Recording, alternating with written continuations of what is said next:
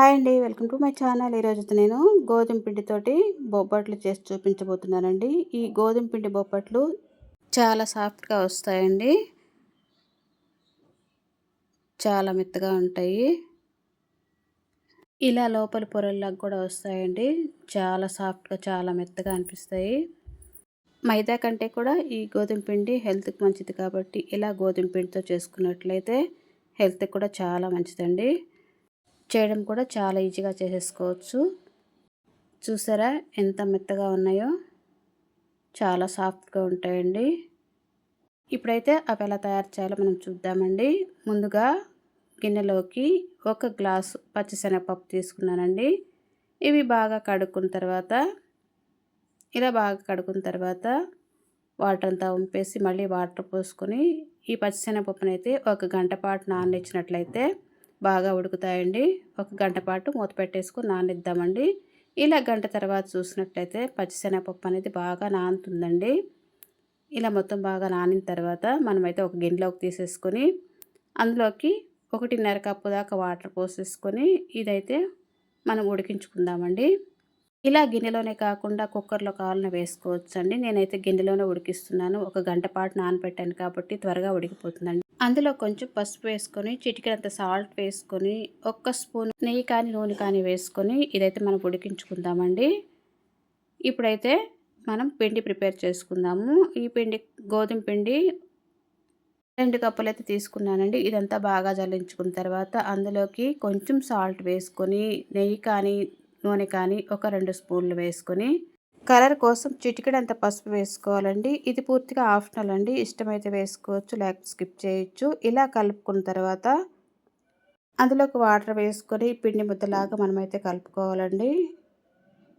ఇలా పిండి ముద్దలాగా కలుపుకోవాలి. ఇలా కలుపుకున్న పిండి ముద్దపై 1 స్పూన్ నెయ్యి కానీ నూనె కానీ వేసుకొని ఈ పిండిని అయితే 1 గంట పాటు కానీ అరగంట పాటు కానీ నానబెట్టుకోవాలండి. టైం ఉంటే గంట నానపెట్టుకోండి, లేకపోతే ఒక అరగంట నానపెట్టుకోండి. ఇప్పుడైతే మూత పెట్టుకొని దీనైతే ఒక అరగంట కానీ గంట కానీ నాననిద్దామండి. ఇప్పుడైతే మనం పప్పు ఉడికిందో లేదో చూద్దామండి. ఇలా పప్పు పట్టుకొని ఇలా మెదిపినట్లయితే మెత్తగా అయిపోతే పప్పు ఉడికిపోయిందండి.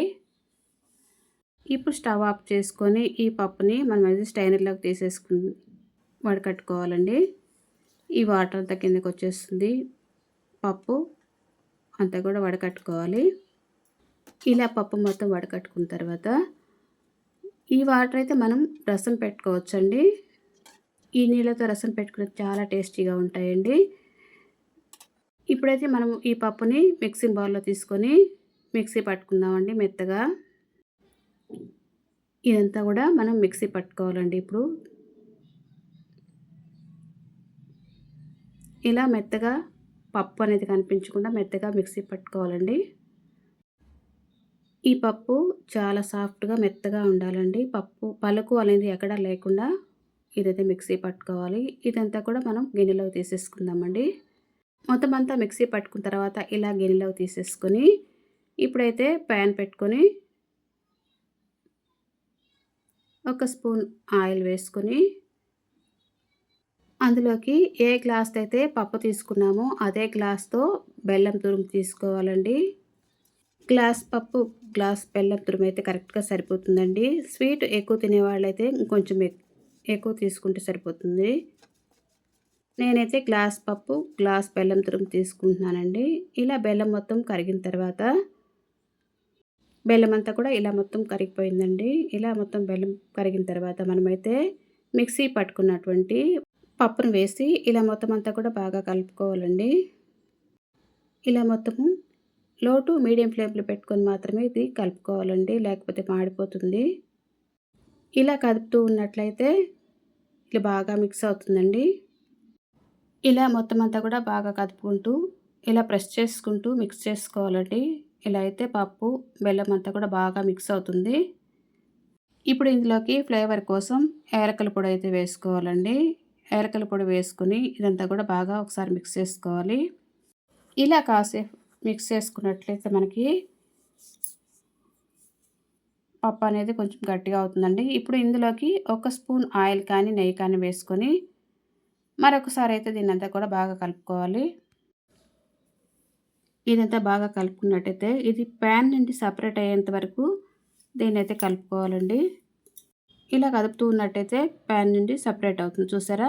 ఇలా ప్యాన్ నుండి సపరేట్ అయ్యేంత వరకు దీన్నైతే కలుపుకోవాలి.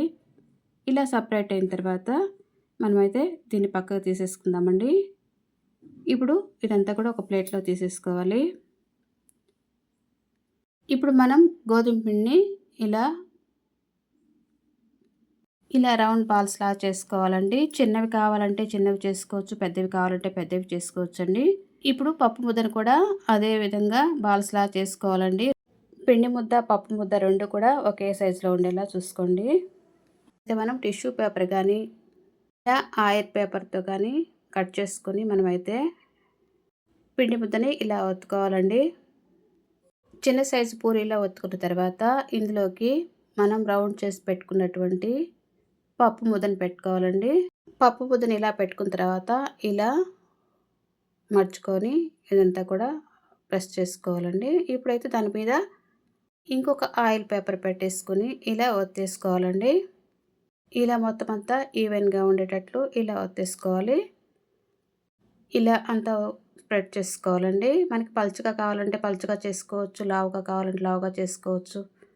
చిన్న సైజుగా అయినా చేసుకోవచ్చు. పెద్ద సైజుగా కూడా చేసుకోవచ్చండి. ఇదంతా కూడా బాగా ఇలా మనకైతే బొబ్బట్టు రెడీ అయిందండి. చూసారా ఎంత పలుచగా వచ్చిందో? ఇంకొకటి చేసి చూపిస్తానండి. ఇలాగే పిండి ముద్దను పెట్టుకొని పూరీలా ఒత్తేసుకొని ఇలా పప్పు ముద్దను పెట్టుకొని ఇలా మడుచుకున్న తర్వాత పైనంతా ఇలా మడిచేసి దాని మీద ఇంకొక ఆయిల్ పేపర్ పెట్టుకొని ఇలా ఒత్తేసుకోవాలండి. మనకి ఏ సైజు కావాలన్నా కూడా చేసేసుకోవచ్చు. పలుచగా కావాలన్నా చేసుకోవచ్చు, లావుగా కావాలన్నా చేసుకోవచ్చు. ఇలా అంతా కూడా చేసేసుకున్న తర్వాత చూసారా ఎంత పలుచగా వచ్చిందో? ఇప్పుడైతే ప్యాన్ పెట్టుకొని ప్యాన్ హీట్ అయ్యాక ఇందులోకి ఒక స్పూన్ ఆయిల్ వేసుకొని మనం చేసుకున్నట్టు బొబ్బట్లు వేసుకొని 2 వైపులా తిప్పుకుంటూ కొంచెం కొంచెంగా ఆయిల్ వేసుకొని ఇలా కాల్చుకోవాలండి. 2 వైపులా తిప్పుకుంటూ కాల్చుకున్నట్లయితే మాడిపోకుండా ఉంటుంది. ఇలా ఒకవైపు నుంచి ఒకవైపు మార్చుకుంటూ కాల్చుకోవాలండి. ఇప్పుడైతే మనకి బొబ్బట్టు బాగా కాలిందండి. దీన్నైతే మనం ఇప్పుడు తీసేసుకుందామండి. చూసారా ఎంత బాగుందో? ఇంకొకటి కాల్చుకుందామండి ఇప్పుడు. ఇలా వేసేసుకున్న తర్వాత ఇలా మార్చుకుంటూ కొంచెం కొంచెం ఆయిల్ వేసుకుంటూ 2 వైపులా బాగా కాలేంత వరకు మార్చుకుంటూ ఇలా అయితే మనం బొబ్బట్టుని కాల్చుకోవాలండి. ఇలానే మిగతావి కూడా చేసేసుకోవాలండి. మనకైతే ఇప్పుడు ఈ బొబ్బట్టు అయితే బాగా కాలిపోయిందండి. ఇంతేనండి, ఎంతో టేస్టీగా ఉండే గోధుమ పిండి బొబ్బట్లు అయితే రెడీ అయ్యాయి. చాలా సాఫ్ట్‌గా చాలా టేస్టీగా ఉండే బొబ్బట్లు అయితే మనకు రెడీ అయ్యాయండి. చూడండి ఎంత సాఫ్ట్‌గా ఉన్నాయో. ఈ వీడియో మీకు నచ్చినట్లయితే లైక్ చేయండి, షేర్ చేయండి, సబ్స్క్రైబ్ చేయండి. Thank you for watching.